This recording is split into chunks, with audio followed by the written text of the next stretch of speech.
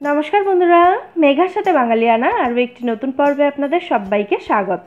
আজ আপনাদের সাথে শেয়ার করছি চিলি সয়াবিনের রেসিপি। দুর্দান্ত স্বাদ হয় এই চিলি সয়াবিনের। অনেক সময় হয় না যে বাড়িতে বাচ্চারা কিছু স্পেশাল খাওয়ার জন্য আবদার করছে, অথচ আপনি দেখছেন ফ্রিজে মাছ মাংস কোনোটাই নেই, তখন কিন্তু একদম নির্দ্বিধায় এই প্রিপারেশনটা বানিয়ে ফেলতে পারেন। ভীষণ সহজ বানানো, আর বাচ্চা থেকে বড় সকলেই কিন্তু খুব আনন্দ করে খাবে। প্রথমে সয়াবিনটা সেদ্ধ করে নিতে হবে। তার জন্য জলের মধ্যে আমি নুন দিয়ে দিয়েছি, আর তারপরে এর মধ্যে দিয়ে দিলাম 1 কাপ মতো সয়াবিন। 5 থেকে 6 মিনিট মতো এটাকে মিডিয়াম ফ্লেমে রেখে সয়াবিনটা সেদ্ধ করে জল চিপে রেখে দিতে হবে।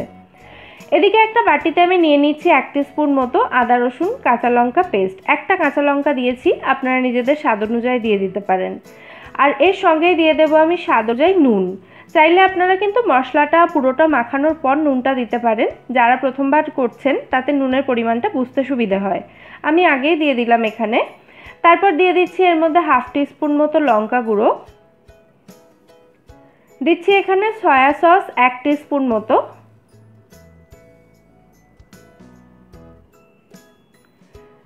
রেড চিলি সস দিলাম এখানে 1 টিস্পুন মতো, আর 1 টেবিল স্পুন মতো দিলাম এখানে টমেটো সস। একটা ডিমের সাদা অংশটা দিলাম এখানে আমি, চাইলে আপনারা পুরো ডিমটাই ব্যবহার করতে পারেন। 1 টেবিল চামচ দিলাম কর্নফ্লাওয়ার, আর 1 টেবিল চামচ দিলাম ময়দা। সমস্ত উপকরণগুলোকে এরকম স্মুথ হয়ে যাওয়া পর্যন্ত ভালো করে মিশিয়ে নিয়ে এর মধ্যে দিয়ে দিচ্ছি আমি সেদ্ধ করে জল চিপে রাখা সয়াবিনটা। আপনারা যদি এই সয়াবিনের ওপরে একটু মোটা কোটিং চান, তাহলে ময়দা আর কর্নফ্লাওয়ারের পরিমাণটা কিন্তু আর একটু বেশি দিতে হবে। আমি কোটিংটা একটু পাতলা রাখতে চাইছি, সেই জন্য একটু কম পরিমাণে ময়দা কর্নফ্লাওয়ার দিয়েছি। সয়াবিনটা ভালো করে মাখানো হয়ে গেলে এটাকে এরকম অবস্থাতেই রেখে দিতে হবে 15 থেকে 20 মিনিট মতো। তারপর এটাকে ফ্রাই করতে হবে, আর হাতে সময় থাকলে আর একটু বেশি সময়ও এটা রেখে দিতে পারেন। এদিকে একটা বাটিতে আমি দিয়ে দিচ্ছি 1 tablespoon soya sauce, 1 tablespoon red chilli sauce, আর 1 টেবিল স্পুন মতো টমেটো সস। এই 3টে সস একসাথে ভালো করে মিশিয়ে রাখছি, এটা আমরা গ্রেভিতে ব্যবহার করব। এবার 15-20 মিনিট পর আমি একটা কড়াইতে বেশ খানিকটা সাদা তেল গরম করে নিয়েছি সয়াবিনগুলো ফ্রাই করার জন্য। এই রকম শেপের যে কোনো কড়াইতে যদি ডিপ ফ্রাই করেন, তাহলে কিন্তু ফ্রাই করার জন্য তেলের পরিমাণটা একটু কম লাগে। তেলটা ভালো করে গরম হয়ে গেলে ওর মধ্যে সয়াবিনগুলো দিয়ে একদম লাল লাল করে ভেজে আমি সয়াবিনগুলো তুলে নেব।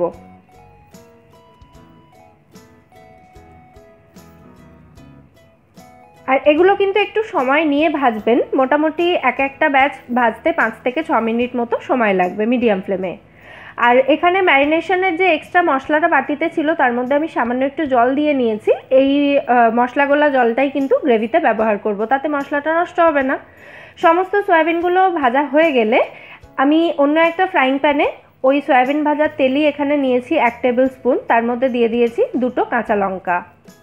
কাঁচা লঙ্কাগুলো একটু ভাজা হয়ে গেলে এর মধ্যে দিয়ে দিলাম একটা মাঝারি সাইজের ক্যাপসিকামের অর্ধেকটা এরকম একটু বড় করে কেটে রেখেছিলাম আমি। ক্যাপসিকামটা একটু ভাজা ভাজা হয়ে গেলে তারপর এর মধ্যে দিয়ে দিচ্ছি 1 টিস্পুন মতো আদা রসুন কাঁচা লঙ্কা বাটা। আদা রসুনের কাঁচা গন্ধ চলে যাওয়া পর্যন্ত এটাকে ভালো করে ভেজে নিয়েছি আমি। তারপর এর মধ্যে দিয়ে দিচ্ছি এরকম বড় করে কেটে রাখা একটা মাঝারি সাইজের পেঁয়াজ। পেঁয়াজটা আপনারা চাইলে ক্যাপসিকামের সাথেই দিয়ে দিতে পারেন, তাতে পেঁয়াজটা একটু ভালো করে ভাজা হয়ে যাবে। আমি পেঁয়াজটা একদম হালকা করে ভাজছি এখানে, তাতে পেঁয়াজের মধ্যে একটা ক্রাঞ্চ থাকবে, যেটা এই প্রিপারেশনে খেতে কিন্তু বেশি ভালো লাগে। পেঁয়াজটা হালকা করে ভেজে নিয়ে এর মধ্যে দিয়ে দিলাম সসের মিক্সচারটা, যেটা তৈরি করে রেখেছিলাম। তারপর এটাকে খুব ভালো করে মিশিয়ে নিয়ে এর মধ্যে দিয়ে দিচ্ছি স্বাদ মতো লঙ্কা গুঁড়ো এবং স্বাদ মতো গোলমরিচ গুঁড়ো। যে যেমন ঝাল খেতে পছন্দ করেন সেই অনুযায়ী লঙ্কা গুঁড়ো এবং গোলমরিচ গুঁড়ো দেবেন এখানে। ভালো করে মিশিয়ে নিচ্ছি এটাকে, আর এই সময় কিন্তু গ্যাসের ফ্লেমটা মিডিয়াম টু হাই থাকবে। 30 থেকে 40 সেকেন্ড নাড়াচাড়া করে নেওয়ার পর এর মধ্যে দিয়ে দিতে হবে গ্রেভির জন্য জল। যে যেরকম গ্রেভি রাখতে চান সেই অনুযায়ী জলটা দেবেন। আমি ম্যারিনেশনের বাটিটার মধ্যে যে জলটা মিশিয়ে রেখেছিলাম সেই জলটাই এখানে দিলাম।